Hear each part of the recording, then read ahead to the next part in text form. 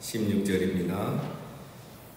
또 내가 해 아래에서 보건대 재판하는 곳 거기에도 악이 있고 정의를 행하는 곳 거기에도 악이 있도다. 그러면 이 세상에서 가장 정의로운 곳이 있다면 그것은 바로 재판하는 곳이죠.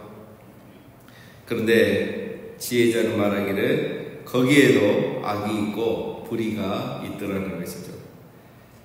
인간의 재판, 그리고 우리 인간이 하는 정의 구현에는 실수가 없을 수가 없죠. 또 불의가 없을 수가 없습니다.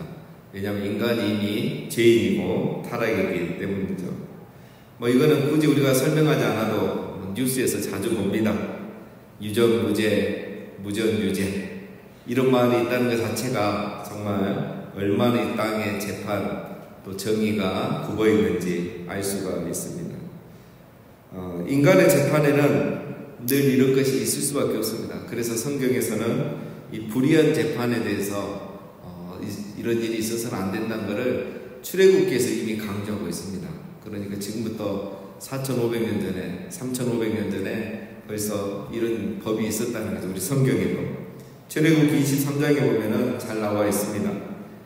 피의자가 가난하다는 이유로 두둔해서도 안 되고 부자라고 해서 과한 판결을 내려서도 안 되고 위증하지 말고 다수를 따라서 또 위증하지도 말고 다수를 따라서 악을 행하지도 말고 또 가난한 자의 송사락에서 또 봐주거나 두둔해주면 안 된다. 모든 재판은 공정하게 정의롭게 해야 된다라는 게 벌써 출애굽기 23장에 나와 있어요. 그리고 이제 이 사람 재판관도 사람이기 때문에 자기의 감정이나 이 잘못된 것 때문에 굽을 수가 있죠. 그 중에 한 가지가 뭐냐면 뇌물이죠. 뇌물을 받으면 사람이 바른 판단할 수가 없죠. 옳은 재판할 수가 없습니다. 그래서 출애굽기 23장 8절에 또 보면 나와 있습니다. 너는 뇌물을 받지 말라. 뇌물을 받은 자의 눈을 어둡게 하고 의로운 자의 말을 굳게 하느니라. 이 뇌물을 받은 자의 눈을 어둡게 하고 의로운 자를 굳게 한다. 그래서 절대 재판하는 사람들은 뇌물을 받아서는 안 된다라고 되어 있습니다. 오늘 이게 우리 인간의 세상이죠. 자, 17절 이어서 얘기합니다. 내가 내 마음속으로 이르기를 의인과 악인을 하나님이 심판하시리니 이는 모든 소망하는 일과 모든 행사에 때가 있음이라 하였으며. 자, 하나님도 심판하시죠. 재판을 하십니다. 하나님도 악인과 의인을 재판을 하시는데 하나님은 심판하고 재판하실 때가 있다는 거예요. 때. 마지막에 보면 그렇죠. 모든 행사에 때가 있습니다. 하나님께서 심판하시는 때가 있다는 겁니다. 자, 인간의 재판을 얘기하다가 왜 갑자기 하나님의 심판, 하나님의 재판을 얘기하는가? 인간의 재판은 불의할 때가 많지만 하나님의 심판은 공정하죠. 그래서 우리 하나님의 심판을 기다리는 게 제일 좋죠. 하나님께서 심판하시면 공정하고 정의로우니까. 그런데 하나님께서 즉결 심판을 안 하시죠.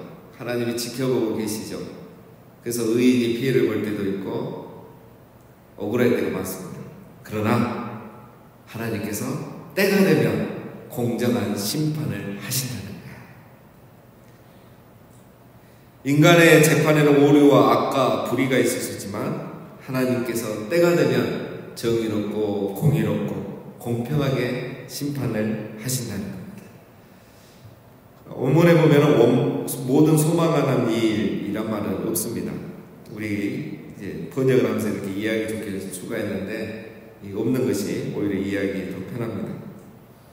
하나님께서는 의인과 악인을 심판하시는데 그 모든 일은 때가 있다. 때가 되면 하나님께서 정의로운 심판을 내리신다는 거죠. 우리는 이것을 믿고 있죠. 우리가 살면서 억울한 일을 당할 때가 많습니다. 의인은 침묵하지만 악인은 말을 하거든요. 악인은 타인에게 피해를 줍니다. 그러나 우리가 걱정하지 말 것은 때가 되면 하나님께서 정의롭게 심판하실 줄로 믿습니다. 하나님을 경외한다는 것은 이걸 알고 신뢰하는 거죠. 그래서 하나님을 경외하는 사람은 자기가 재판관이면 정의로운 재판을 하는 거고, 하나님을 경외하는 사람이 그냥 보통 사람이라면 이렇게 악을 행하지 않고 사는 거죠. 왜냐? 하나님께서 선악간에 다 판단하시고 심판한다는 것을 우리는 믿고 있기 때문입니다. 하나님을 경외하는 사람은 이런 것도 다 하나님께 맡기는 거죠. 18절, 내가 나의 마음속으로 이르기를 인생들의 일에 대하여 하나님이 그들을 시험하시리니 그들이 자기가 짐승과 다름이 없는 줄을 깨닫게 하려 하심이라 하였노라. 갑자기 하나님께서 시험하신다는 내용이 또 나옵니다. 자, 이거는 뭐 특별한 시험을 말하는 게 아닙니다. 뭐 아브라함에게 이삭을 번제로 바쳐라 이런 시험을 말하는 게 아니고, 어제 우리가 살펴봤죠. 하나님께서 우리 사람에게 영원을 심어놨다 그랬어요. 영원. 그런데 사람은 막상 하나님의 때와 시기, 뭐 영원에 관한 문제를 전혀 모릅니다. 그러면 우리 인간이 하나님을 경외하고 삶을 즐거워하면서 살면 되는 거예요. 행복하게. 그런데 인간이 어떻게 합니까? 욕심을 부리고 하나님처럼 되려고 하고 자기 마음대로 하려고 하다가 고생만 하다 죽는 거죠.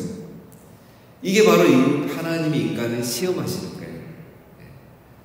빨리 자기의 유한함을, 피조물임을 깨닫고 하루하루 감사하며 행복하게 살면 되는데 욕심 부리고 하나님처럼 되려고 하니까 하나님 내놓아보는 거죠.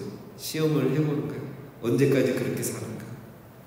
이게 바로 하나님께서 시험하시는 거예요. 자, 이렇게 시험하시는 목적이 뭐라고 합니까? 그들이 짐승과 다를 바, 자기가 짐승과 다름이 없는 것을 깨닫게 하기 위해서요. 사람이 짐승과 다를 바 없다는 것을 깨닫게 하기 위해서 하나님이 이런 삶을 살아가도록 내버려 두신다는 거죠. 근데 이제 우리가 이게 성경과 좀 맞지 않는 부분이 있죠. 우리 성경은 사람은 동물과 확실히 다르다는 걸 창세기 1장부터 강조하고 있잖아요. 사람은 하나님의 형상대로 창조되었고 모든 만물을 다스리는 그런 존재인데, 갑자기 전도자가 왜 사람이나 동물이나 똑같다 이렇게 얘기할까요? 19절에 나옵니다. 인생이 당하는 일을 짐승도 당하나니 그들이 당하는 일이 일반이라. 다 동일한 호흡이 있어서 짐승이 죽음같이 사람도 죽으니 사람이 짐승보다 뛰어남이 없으면 모든 것이 헛되미로다. 인생이 당하는 일은 뭐냐면 죽음을 말하죠. 짐승도 당하나니 죽음을 말합니다.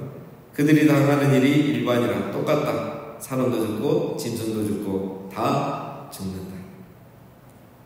사는 동안에는 동일한 호흡을 하며 살다가 결국은 둘 다 죽는다는 것이죠. 이게 왜 허무하냐? 그래서 사람은 만물의 영장인데 더 살고 싶다고 해서 더 살지도 못하고, 병이 걸려도 병을 이겨내고 더 영원히 살 수도 없더라는 거죠. 죽음 앞에서는 사람과 동물이 똑같더라는 거예요. 사람이 죽음을 이기지 못하더라는 거예요.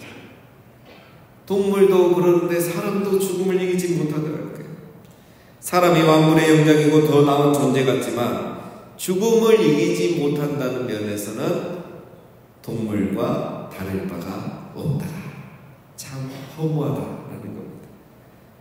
자세히 설명합니다. 또 20절 이하에 20절에 다 흙으로 말미암았으므로 다 흙으로 돌아가나니 다 한 곳으로 가거니와. 동물과 사람이 모두 흙으로 지어졌죠. 사람은 흙으로 지으시고 동물은 말씀으로 지은 게 아닙니다. 우리가 금요일에 때 살펴봤죠. 성경 자세히 보면 동물도 하나님이 흙으로 지으사 그랬죠. 차이점은 동물은 흙으로만 지었고 사람은 생기를 모르겠죠. 하나님의 생기를 모르니까 생명이 되었던 것이죠. 사람과 동물의 같은 점은 뭡니까? 20절에서 흙으로 만들어졌다. 둘 다 죽는다. 죽으면 둘 다 흙으로 들어간다. 간단한 얘기고 다 아는 건데 이거를 이렇게 한마디로 딱 정리하는 거예요. 그래서 우리 인간이 동물과 크게 그런 면에서 다를 바가 없다. 다른 것은 21절 인생들의 혼은 위로 올라가고 짐승의 혼은 아래 곧 땅으로 내려가는 줄을 누가 알나. 자, 사람과 동물의 다른 점이 있죠. 이 보면은 이제 전도자도 사람은 하나님의 생기로 만들어진 것을 알고 있죠. 사람에게는. 그래서 창세기 2장 7절에 보면 하나님의 땅에 흙으로 사람을 지시고 그 생기를 그 코에 불어넣으시니 사람이 생명이 되는 거예요. 그런데 이제 이 전도자는 뭐라 합니까? 사람의 혼은 위로 올라가고 동물의 혼은 땅 아래로 내려가는지 나도 알지 못한다. 누가 알겠느냐? 우리가 믿는 거지 뭐 본 적도 없고 증거도 없잖아요. 뭐 이제 우리가 천국이 있고 거기에 하나님 아버지 함께 있고 이런 얘기는 예수님 오신 이후에 시작된 거예요. 그 전에는 이게 본격적으로 되지 않았었죠. 그런데 죽음 이후에 이 혼들이 어떻게 되는지를 알지 못하는데 확실히 아는 거는 둘 다 죽고 둘 다 흙으로 돌아간다. 이거는 확실하지 않느냐 이겁니다. 헛되다는 거예요. 그나마 사람의 혼은 하늘로 올라가서 하나님과 함께 살고 그것을 누군가 받고 알고 있어서 우리가 그거를 확신한다면 그나마 위로가 되겠는데 그것도 알 수가 없다는 거예요. 그러니까 얼마나 허무하겠습니까? 자, 여기까지가 이제 전도자가 늘 하는 일은 인생 세계관을 말하는 거고, 그러면 어떻게 살아야 되느냐? 그러면 어떻게 살아야 되느냐죠. 어제도 이제 우리가 살펴봤죠. 하나님의 때와 시기가 정해져 있다. 그러면 우리가 숙명론에 운명론에 잡혀서 살아야 된다. 그것이 아니라고 했죠. 하나님의 때를 모르니까 오히려 즐기면서 행복하게 살려야 되죠. 우리 월드컵의 경기 결과를 모르고 봐야 재미있게 보듯이 인생을 다 하려고 하지 말고 하루하루 즐기면서 살아야 했습니다. 자, 그럼 오늘은 사람과 동물이 똑같은 존재, 똑같이 흙으로 만들어서 똑같이 죽고 똑같이 흙으로 돌아가는데 그러면 어떻게 살아야 되느냐 이겁니다. 22절. 그러므로 나는 사람이 자기 일에 즐거워하는 것보다 더 나은 것이 없음을 보았나니 이는 그것이 그의 몫이기 때문이라. 그에 대해 일어날 일이 무엇인지를 보게 하려고 그를 도로 데리고 올 자가 누구이랴. 그래서 우리 사람은 동물과 똑같이 죽지만 사람은 동물처럼 살아서는 안 된다는 거죠. 자기 일에 즐거워하는 것보다 더 나은 것이 없도다. 우리가 동물처럼 허무하게 죽는다고 해서 인생 무상 말하고 회의감에 빠지고 체념하고 사는 것은 옳지 않다. 동물과 똑같이 죽는다고 사람도 동물처럼 살다가 죽으라는 것이 하나님의 뜻이 아니라, 아무리 뛰어나고 지혜로워도 결국 동물처럼 죽는다는 것은 뭘 말하느냐? 인간은 유한한 존재이다. 이걸 깨닫는 거예요. 여러분, 죽음은 무서운 게 아닙니다. 우리 사람에게는. 동물에게는 그럴 수 있겠죠. 그래서 동물들은 늘 민감하잖아요. 죽음에 대해서. 죽음은 인간이 유한한 존재라는 것을 기억하라는 하나님의 메시지입니다. 인간이 죽지 않으면요, 우리가 유한한 존재의 피조물이라는 것을 알 수가 없어요. 기억할 수가 없어요. 인간이 못하는 게 지금 뭐가 있습니까? 이제 곧 달나라까지 여행 갈 시대가 곧 오는데, 인간의 유한성을 깨닫게 해주는 한 가지가 바로 죽음입니다. 뭐 우리가 새처럼 하늘을 날지 못하지만 비행기를 만들어서 새보다 더 빠르게 가잖아요. 인간은 다 할 수 있습니다. 하나님께서 우리를 하나님의 형상대로 창조했기 때문에. 그러나 죽음 앞에서 인간은 깨닫습니다. 한 번 왔다 한 번 가야 되는 나그네 같은 그런 유한한 존재란 것을 인간이 깨닫게 되는 겁니다. 죽음만큼 인간의 유한함을 말해준 것이 없는 거예요. 그래서 하나님이 인간도 죽게 이룬 거예요. 죄 아래서는 동물처럼 똑같이 죽게 이룬 거예요. 이것을 깨달으라고. 그래서 그것을 깨닫는 자와 깨닫지 않는 자가 시험에 합격하고 시험에 불합격하고 그렇게 되는 거예요. 자, 그래서 이제 답이 나옵니다, 여러분. 어떻게 살아야 되는가? 동물처럼 죽으니까 동물처럼 살란 말이 아닙니다. 동물처럼 죽는다 해서 회의감과 체념에 빠져 살라는 말도 아닙니다.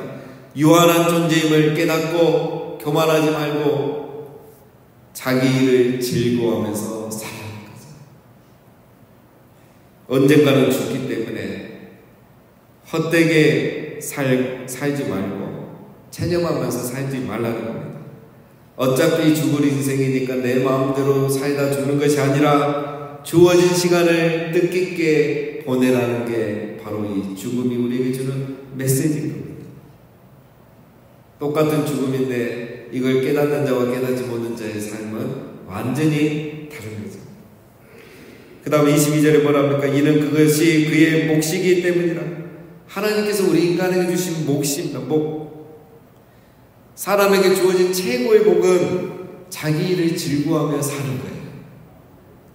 많이 가진 게 복이 아니고, 많이 가졌던 적이 오늘을 즐기면서 행복하게 살 수 있는 게 인간에게 주어진 복입니다. 이것이 하나님이 인간에게 주신 축복. 여러분, 그래서 오늘 하루 나의 일을 즐거워하며 사시기를 주님의 이름으로 축복합니다. 새벽 기도 할 수 있는 건강, 믿음, 환경 주신 거 즐거워하시기를 바랍니다. 평생 새벽 기도 해야겠다는 생각 한 번도 안 해본 사람도 있습니다. 왜 간절히 기도하고 막 새벽에 금요일날 가서 기도해야 되는지 그걸 전혀 모르는 분도 있습니다. 직분이 중요한 게 아닙니다. 내가 오늘 기도할 수 있는 믿음, 건강, 이런 환경이 있다는 게 얼마나 감사합니까? 즐기면서 해야 돼요. 자기 일이 있다는 것을 여러분 즐거워하며 즐겨야 됩니다. 직장에 있는 분은 직장의 일, 일하고 싶어도 직장이 없고 건강이 안 좋아서 못하는 분들이 얼마나 많습니까? 내가 가정에서 아내로 있다는 것, 남편으로 있다는 것, 부모로 있다는 것, 그 일을 즐기시기를 바랍니다. 하나님 내게 허락하신 거예요. 내가 언젠가는 여기서 떠납니다. 영원히 있는 게 아니에요. 교회의 봉사일을 즐기시기 바랍니다. 항상 봉사할 수 있는 게 아니에요. 우리 이번 주에 많은 분들 정말 어느 때보다 열심히 수고하셨던 분들이 은퇴하는 때가 오는 거죠. 또 우리가 나중에 부르심을 받는 날이 오잖아요. 있는 동안 즐기면서 봉사하는 게 축복인 줄로 믿습니다. 사회에서도 마찬가지입니다. 내가 사회에서 해야 될 일들, 봉사할 수 있는 것들, 이웃을 사랑하는 것들 즐기면서 하는 게 우리에게 복이에요. 근데 이렇게 하지 못한 사람들의 증상이 뭡니까? 즐기지 못하는 사람들의 특징이 불평, 원망, 체념하면서 산단 말이에요. 이 직장이 하나님 나에게 주신 직장이고 하나님이 나를 시험하고 있다는 것을 모르고 불평, 원망하면서 사는 거예요. 교회도 마찬가지죠. 이 교회가 하나님께서 나를 위해서 보내주신 교회라는 걸 모르고 인정하지 않고 불평, 원망하면서 사는 거예요. 하나님이 내게 주신 직장, 내 가정, 또 내 교회라고 생각하면 여러분 감사하며 즐기면서 낙을 누리면서 살게 됐죠. 여러분 우리는 동물처럼 죽을 존재입니다. 원망, 불평, 체념하면서 살기에는 시간이 너무 짧아요.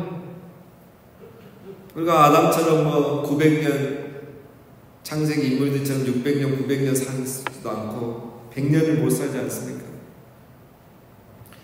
불만, 불평, 원망, 체념하기에는 시간이 너무 짧습니다. 어딜 가도 여러분 우리가 100% 만족할 수 있는 곳이 없습니다. 나만 좋아하는 사람, 내가 좋아하는 사람만 있는 거, 내가 원하고 하고 싶은 것만 하고 올 수 있는 곳은 없습니다. 천국에 가도 그렇게는 안 됩니다.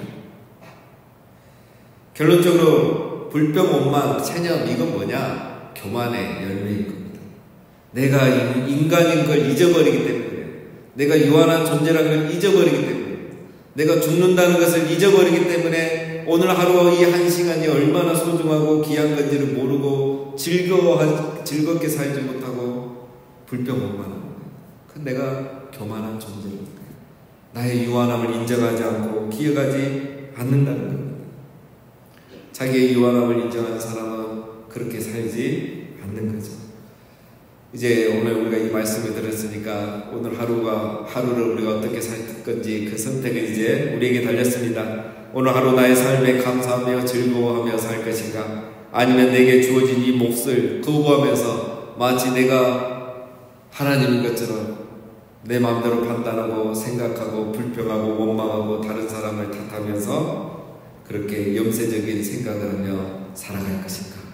그것은 나에게 달려있습니다. 중요한 것은 하나님이 우리를 시험하고 계신다는 것, 지켜보고 계신다는 거예요.